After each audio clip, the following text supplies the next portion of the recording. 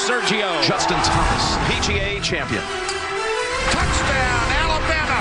North Carolina. They're not going to be denied this time. Week 13 in the NFL. Hey, look who's starting for the San Francisco 49ers. It's Jimmy Garoppolo making his first start. They only have 9 touchdown passes on the year. He hopes to obviously add to that total. And there is Blake Bortles right there. 12 TDs, 8 interceptions, only thrown for 300 once this season. Doesn't matter, though. They're 7-4 with a chance to stay in the wild card spot. And there's Alex Smith. They've lost 3 straight, and Andy Reid has turned over the play calling to offensive coordinator Matt Nagy. Can they turn that around today? And there's Tyrod Taylor back as the starting quarterback. Helped beat the Chiefs last week. He needs to be aggressive today because he's going against what? A high-scoring New England offense.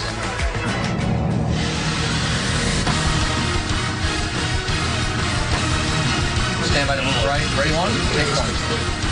Stand by to bring it back. Take 4. Roll record on 43. 3, 2, 1. Hello, everyone. I'm James Brown. It's the first Sunday of December football, and we have a full slate of games coming your way right here on CBS. Fresh off their impressive upset of the Chiefs, Tyrod Taylor and the Bills seek to remain as AFC playoff contenders, but a tall task awaits them as they host Tom Brady and the division-leading Patriots. And a new era begins today for the 49ers. Jimmy Garoppolo takes over as a starting quarterback for the storied franchise when they face off against the Bears in Chicago. And an emotional end of an era for Eli Manning and the Giants fans this week after it was announced that the team will start Geno Smith at quarterback today, ending Eli's consecutive game streak at 210. Now a look at the playoff picture shows the Pittsburgh Steelers as a top seed in the AFC, but in a virtual tie with New England, which is in second. Tennessee moves to the top of the South, while Kansas City still leads in the West. Jacksonville and Baltimore are the wild cards. And in the NFC, top seed Philadelphia has won 9 straight, and with a win tonight, they would become the first team to clinch a playoff berth. Minnesota, LA, and New Orleans are leading their divisions. Carolina and Atlanta continue to hold the wild cards. All that and more comes your way on the NFL Today, presented by Southwest Airlines. As we welcome you inside Studio 43, that is, I'm joined at the desk by our experts. That would be Boomer, Nate, Coach, and are you an expert? Yes, I'm an expert. He's an expert. I'm an expert. Coach is an expert.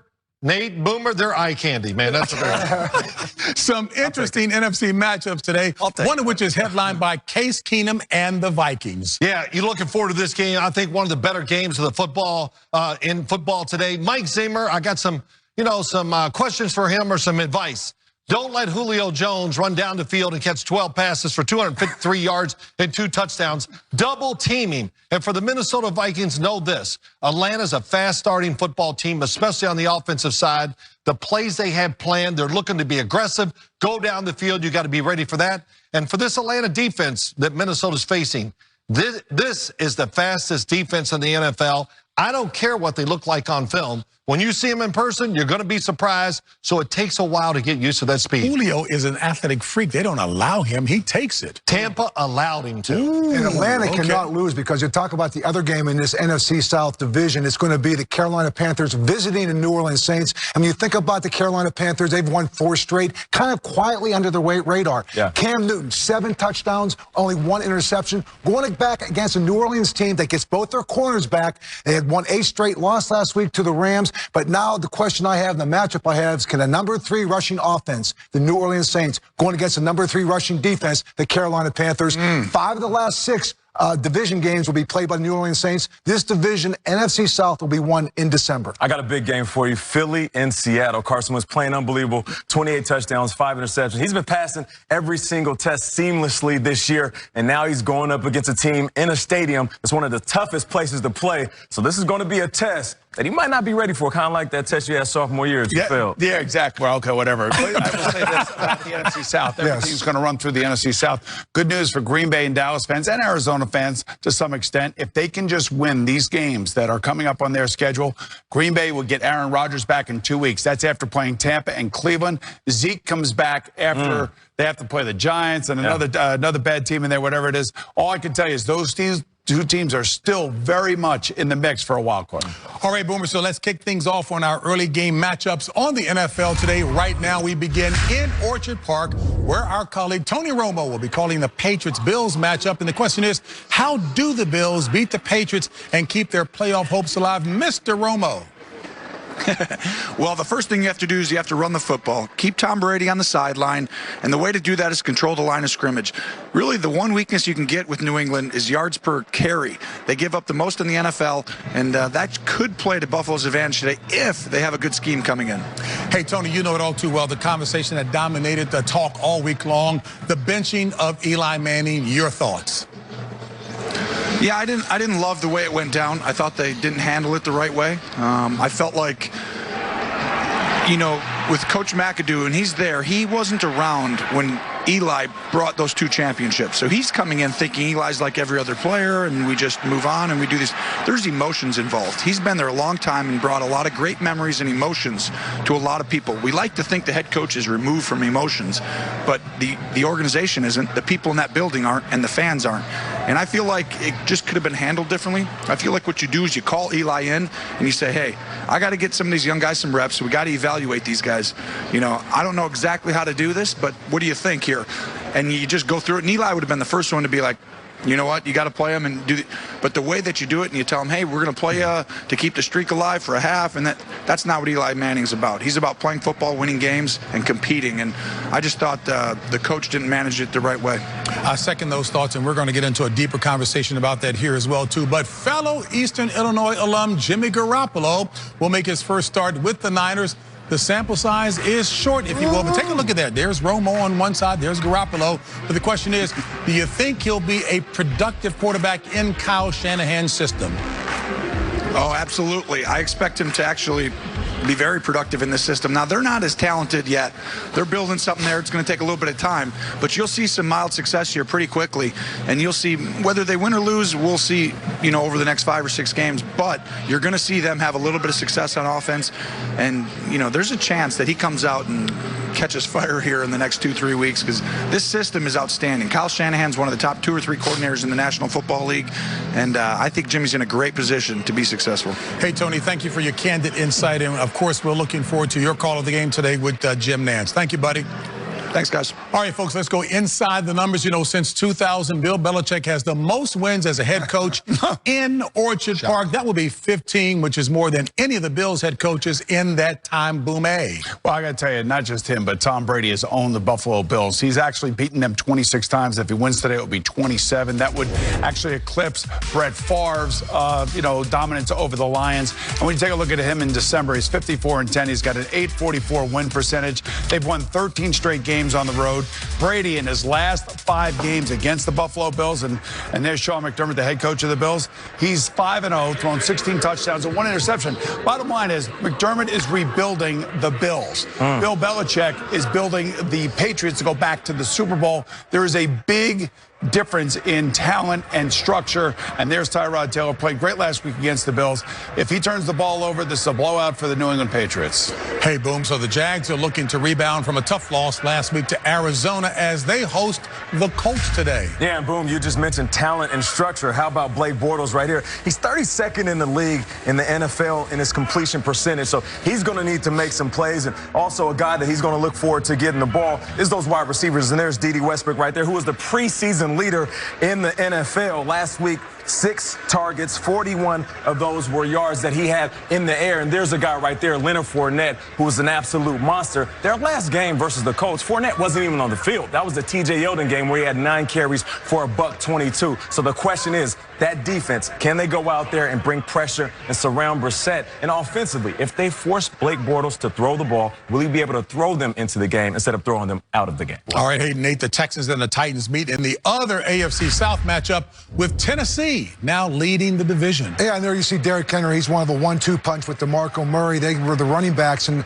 Marcus Mariota, boy, I tell you, he's turned it over the last 2 weeks, 6 interceptions. But Tennessee has won 5 of the last 6. When you look at them, they do it with the running game. They do it with Delaney Walker. And then on the other side, looking at Houston, there is Tom Savage. And Tom Savage, you know, Marcus Mariota, 0 fumbles as compared to Tom Savage right there. 7 lost fumbles, most in the National Football League. And DeAndre Hopkins, what a great quality receiver he is. This is an offense that was averaging 40 points a game with Deshaun Watson, only 17 the last 4 with Tom Savage.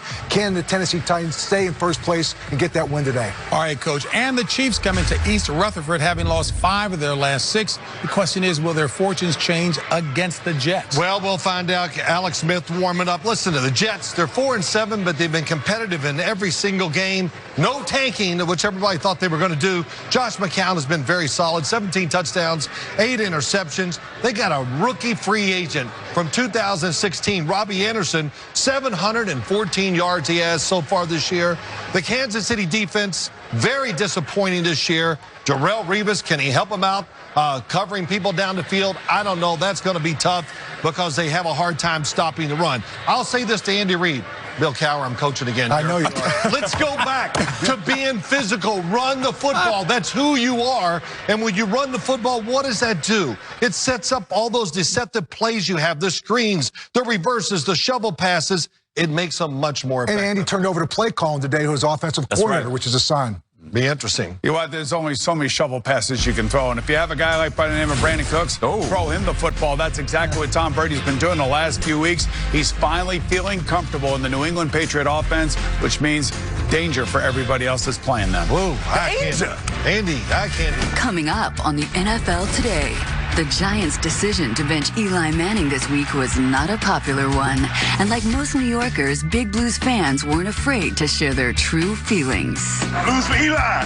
It's awful what happened to Eli Manning, man. No good. They're not going to win with this other guy. Keenan Allen has been leading the charge as LA's newest football team has been heating up in the California sun. We have high confidence right now. We're feeling good. The difference is execution and details.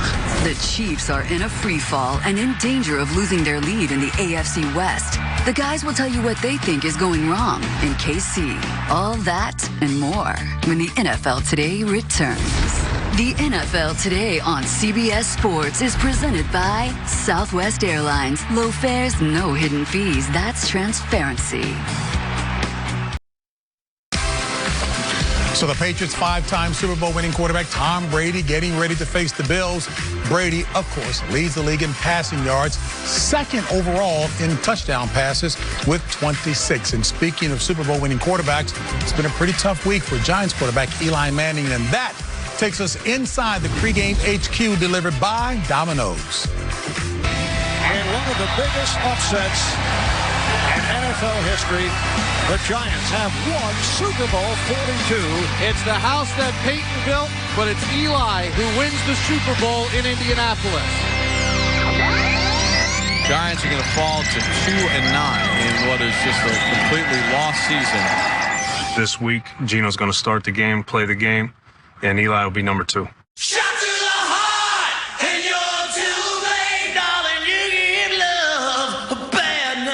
I'm disgusted right now would be putting it mildly. Geno and Eli, you can't even compare these two. They want to bench Eli for the backup when he can play for the Jets. Come on. They're not going to win with this other guy. Eli is the team. I don't have to make sense of it. This is what it is. You can't run this clown out of town fast enough. He sits down the greatest Giant ever to put on the uniform. Who does this guy think he is? Like the janitors just fired the CEO. I think they should sit him down, try a new coach. This has nothing to do with my future. This is what's best for the team moving forward. I can't possibly root for an organization that would do this to Eli Manning. That's hard. It's been a hard day to handle this, but hang in there and figure it out. This is what you guys all decide to do to Eli Manning? Shame on all of you. You got to handle a franchise guy better. Way better. This is a disgrace. This is how he's going to go out. Do you feel like you might have started your last game for the Giants? I don't know. I don't know. I'll take it one week at a time. So no doubt it's an uncertain future for Eli. And for more on this situation, we welcome in our colleagues Jim Rome from CBS Sports Radio and our NFL Today insider, Jason La Canfora. Jim? JB, thank you very much. Jason, given what went down this week, is there any way that Eli Manning is back with the team next season? And what's the future look like for both him and the Giants? In a word, no. Everyone I talked to in the league believes he'll be traded to Jacksonville, probably for a 4th or 5th round pick to reunite with Tom Coughlin. Giants ownership, I'm told, planning sweeping changes of GM, coaching staff. Ben McAdoo could be fired as soon as this week. The next group that comes in will be charged with finding a quarterback with what looks to be a top 5 pick, Jim. All right, so it sounds like they take a wrecking ball to it. Yes. Now, he might not be the only big-name quarterback who is available in the offseason. Who else might be on the move? Not by a long shot. GMs I talked to believe Eli Manning, Tyrod Taylor, Alex Smith will all be traded. You've got Drew Brees and Case Keenum, unrestricted free agents. The 49ers want to extend Jimmy Garoppolo. If that doesn't happen, several teams I talked to would swoop in a trade or a signing. Kirk Cousins will be tagged, but that could be a precursor to a trade. A lot of interest in him. Teams I talk to who need a quarterback tell me I'd rather get a proven guy now, even if he's limited, than wait for the draft in April, because I can tell you the returns on these young quarterbacks, very mixed coming out of college. And that does make sense, JB. You hear it all the time, but the NFL is truly year-round, and this offseason is going to be fascinating once again. And we do know that for sure. Hey, Jimmy, thank you so very much. And Jason, as we take a look at Eli's career resume, it, of course, spans 14 seasons with the Giants. We all know about the consecutive game streak. He's the team's all-time leader in passing yards, touchdowns, wins, and playoff wins, which include the 2 Super Bowls where he was also named the MVP. Easy to see why many Giants fans felt the manner in which this move was handled was not respectful to Eli.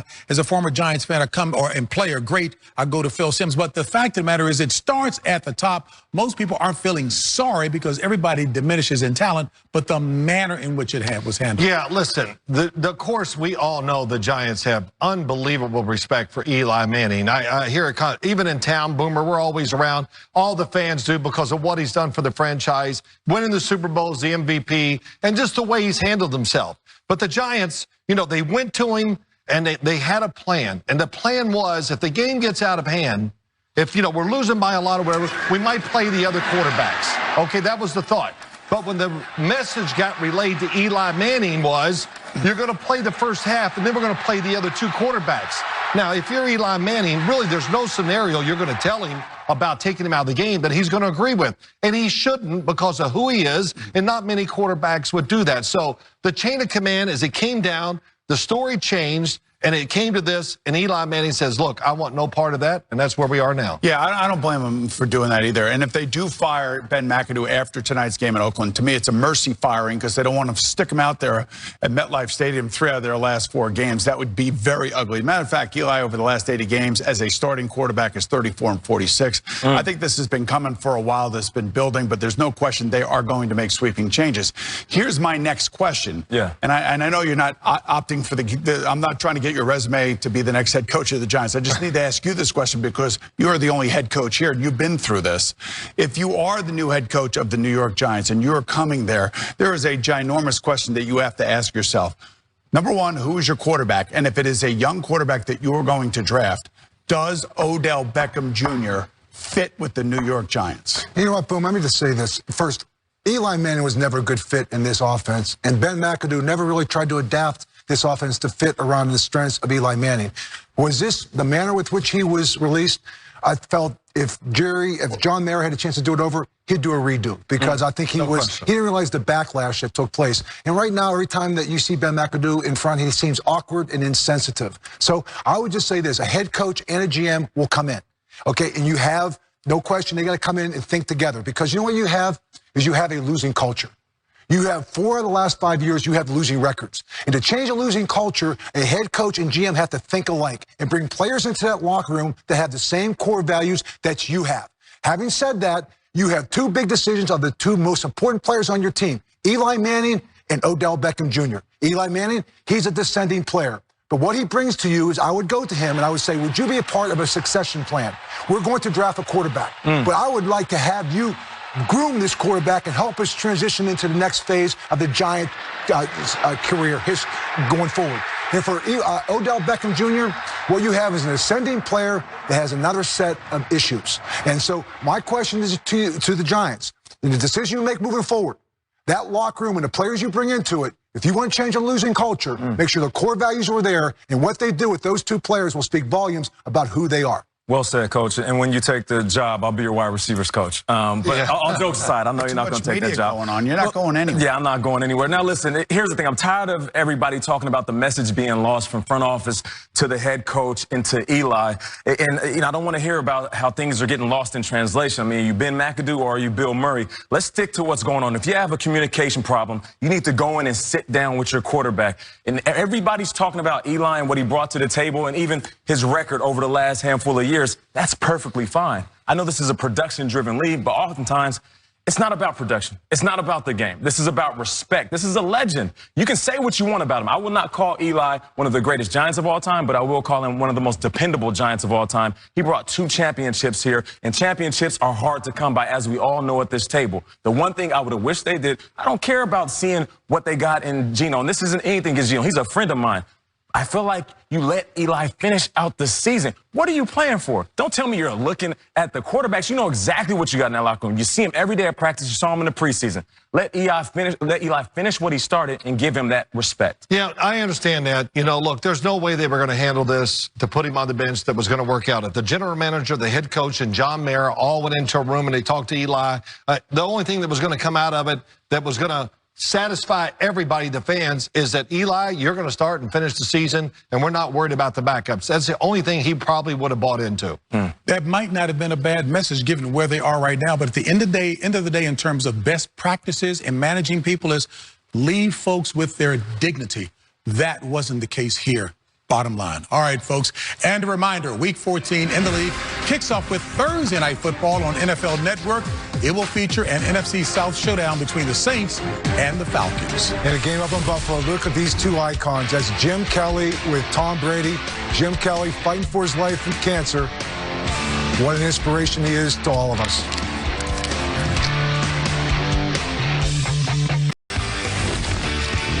There's Jets quarterback Josh McCown warming up for his matchup against the Chiefs today. You know, McCown was on Cleveland's roster the last time the Browns won a game. That was back in Week 16 last year against the Chargers. They'll meet in the rematch today as Nate takes us down memory lane in his best DJ voice. The NFL before today. December football. It doesn't get much better than this. The playoff push, division races, and the Browns looking to get that first win. Can't you feel the excitement? Yep, just like last year, it's the Browns once again looking to avoid imperfection. And just like a year ago, they'll play the Chargers in search of that elusive dub.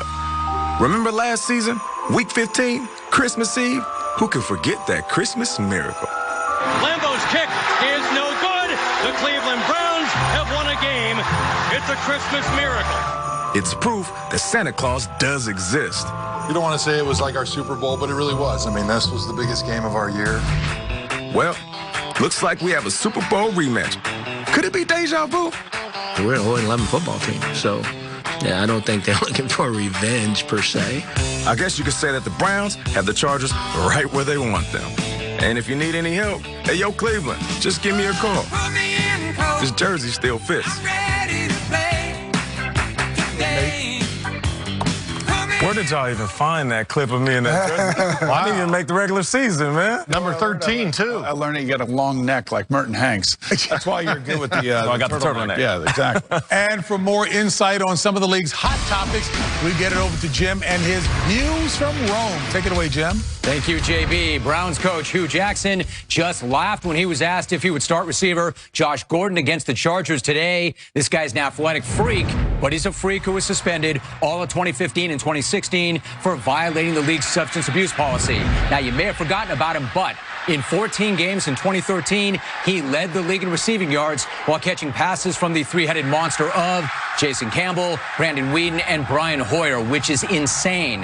Tell me one other receiver, past or present, who could do that. Gordon's teammates are raving about him, and he seems to understand this is his last shot. Personally, I do not care how he shows up on the field. I'm just glad that he's on it.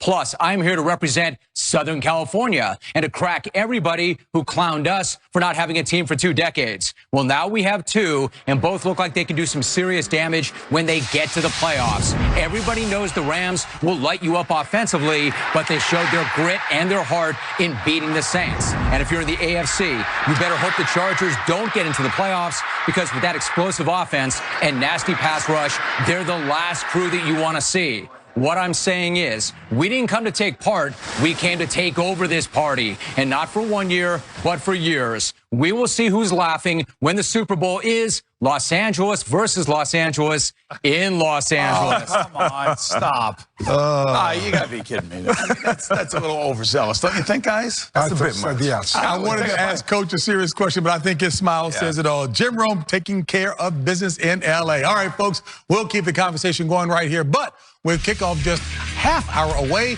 it's time to set the scene at your game as we take you out first on the field for the latest news and updates on your matchup.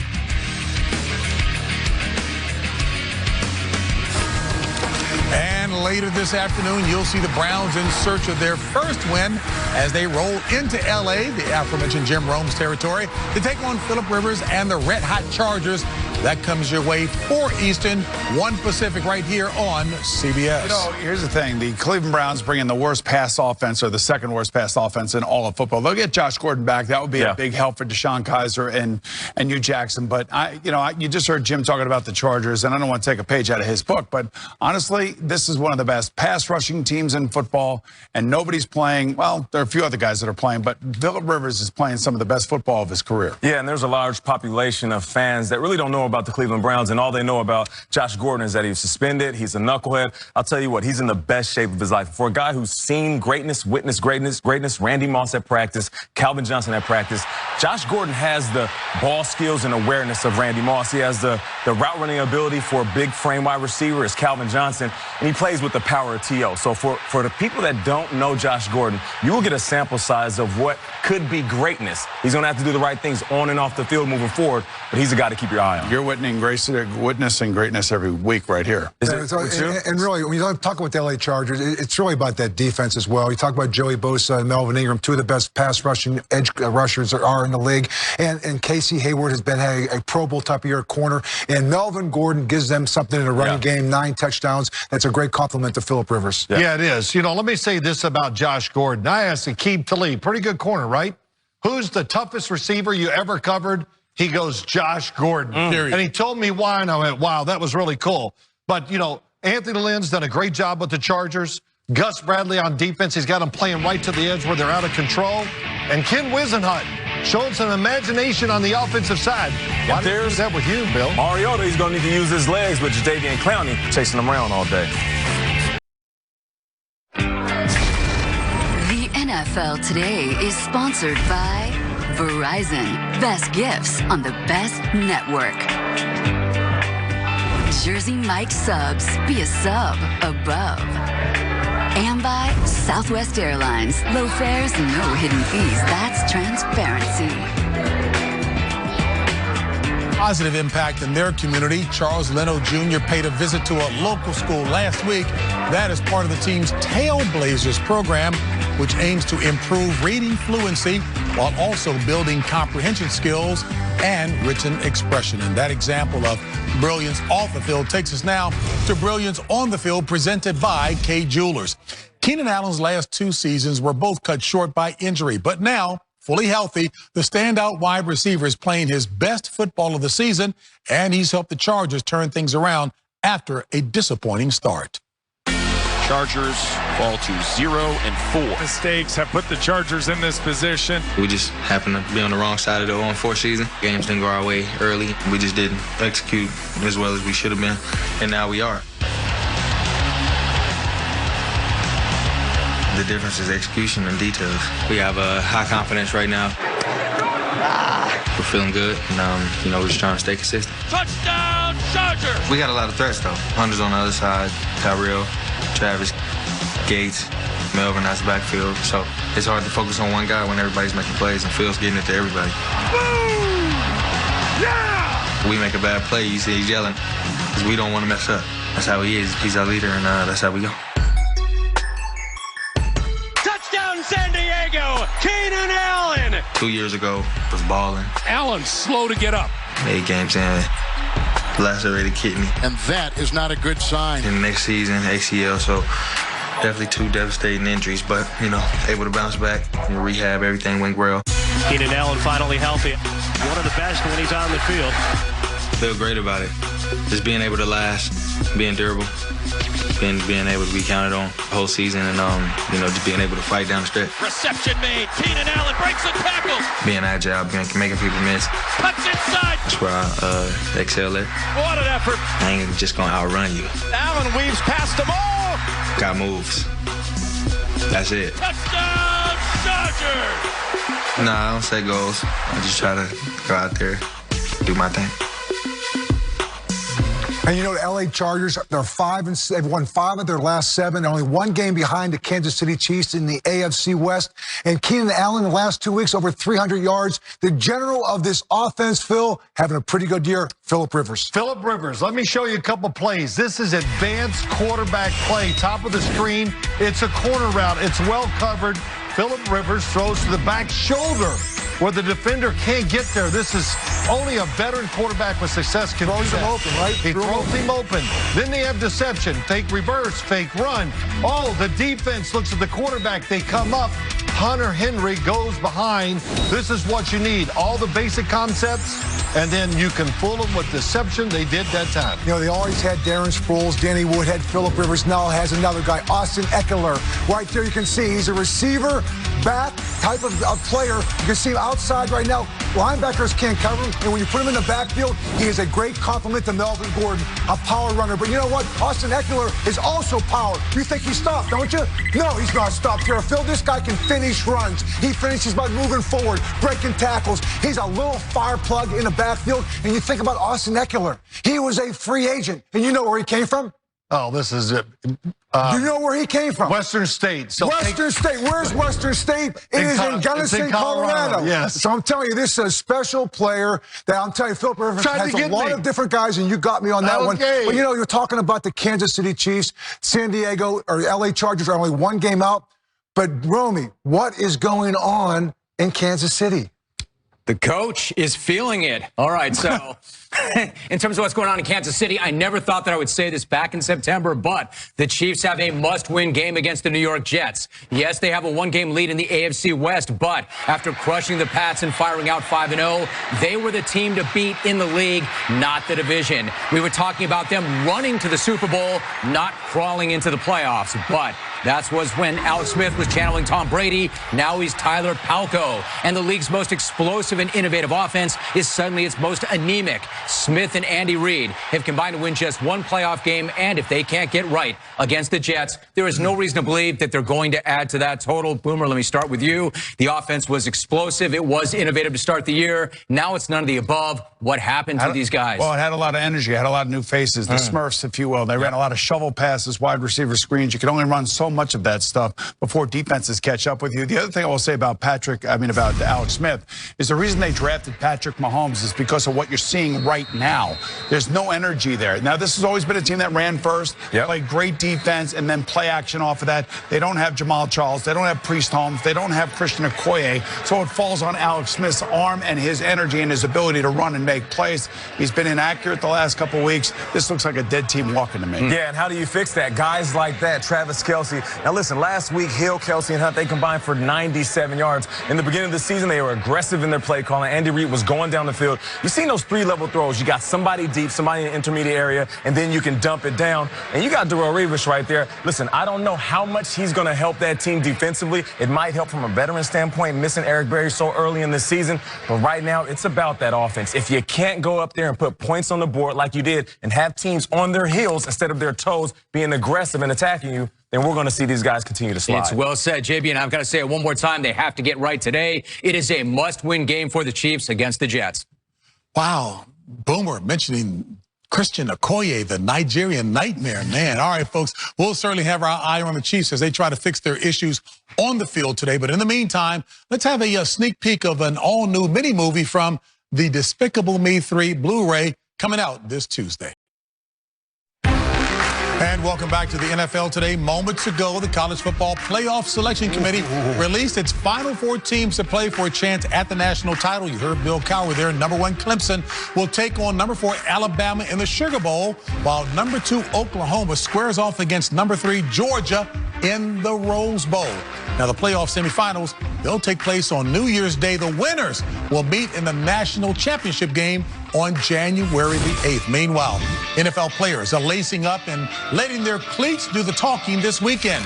Players are supporting charitable causes important to them through custom-designed cleats. Discover the stories behind the cleats and bid on select players' special edition cleats at NFL.com/mycause.mycleats. And folks, we have our guy here with a special pair of cleats as well. Yeah, JB, there's so many great causes out there. And what I wanted to do is do something for the players. Oftentimes, guys have this chapter of the NFL and they think that is the beginning and the end. Then when they try to turn the page, it's blank. So I'm here to kind of encourage and motivate guys. And my cleats are life after football. And it just has some individuals that we can be proud of.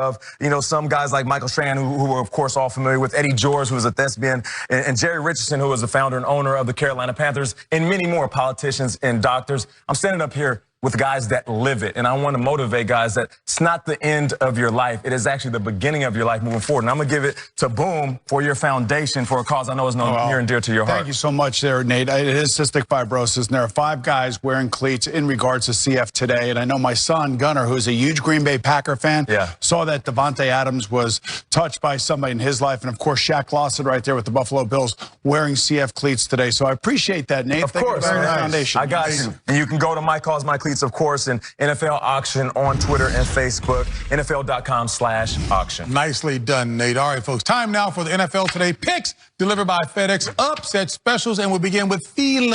Well, I'm losing bad in the pick segment, so I'm going to make it up. I'm taking the San Francisco 49ers over the Chicago Bears. The emotion of Jimmy G being there, it's got to help. I'm a believer in Case Keenum right now, the role he is on. They've won 7 in a row. Visiting the Atlanta Falcons, I've taken Minnesota. I got the Jets, guys. I feel like this is going to be a big game. I love what Josh McCown is doing. It seems like they're close in every game. So, for me, it's going to be the New York Jets. I'm with my man, Nate, man. We're Jet fans today, baby. I'm staying with the Jets. Shoes will do it. Yes, exactly. I love it. Hey, folks, a quick reminder. You can see Nate on Good Morning Football weekday mornings on NFL Network. And go to NFL.com/FedEx. Cast your vote for the FedEx Air and Ground NFL Players of the Week. Kickoff only a few moments away. We'll get you out there next. The NFL Today on CBS Sports is presented by Southwest Airlines. Low fares, no hidden fees. That's transparency. Hey, a reminder, later you'll see the Browns in search of their first win as they roll into L.A. to take on Phillip Rivers and the Red Hot Chargers. A reminder that comes your way. It will be at 4 Eastern, 1 Pacific right here on CBS. All right, so an iconic scene stadium in Detroit or the area was about to go down. The Pontiac Silverdome was about to go down. Hey, what happened? I don't know what happened. What's going on? The memories live on. They said the memories will live on. Memories live on. Wow, unbelievable. Hey, that's how houses ought to be built in, right? So no question about that. There's 2 stadiums that were going to get blown up, and the Atlanta Dome, only 3/4 of that got blown up, and we didn't see it because the bus got in the way. And then, of course, this one doesn't fall at all. What's going on with the Boom? I don't know. Hopefully not the same demolition company. Then, right? All right, hey, with Cleveland searching for its first win, we got to thinking about all of you long-suffering Browns fans out there, and we want badly to see them get back to the top someday. But for now, we can relish in the franchise's rich history. Bill and certainly knows all about that. It inspired Boomer to make a list of the top 5 Browns of all time. All right, here we go, guys. Now, first and foremost, I didn't take any of the active players. Joe Thomas, obviously, would be on one of these lists when his career is over with. So I look back at this year. Number 5, my man, Bernie Kosar. No, Bernie Kosar was 2 steps away from taking 2 Cleveland Brown teams to the Super Bowl.